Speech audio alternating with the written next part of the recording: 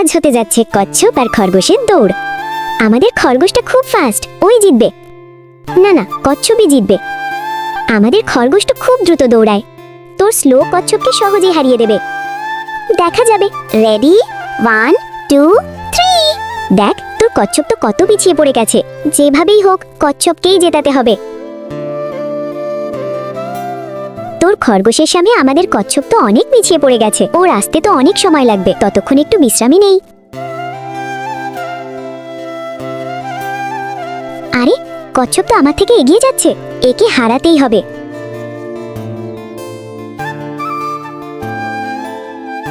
আরে, কচ্ছপ তো জিততে চলেছে। ইয়েস, আমার কচ্ছপ জিতে গেছে। কিন্তু আমাদের খরগোশ কোথায় গেল? খরগোশ, এক্ষুনি বলছি। হর হর ময়দান ফতেহ। এই ছবিটাকে সুন্দর মনে করলে ভিডিওতে লাইক করে চ্যানেলটাকে সাবস্ক্রাইব করো, এরপরে আল্লাহ লিখো।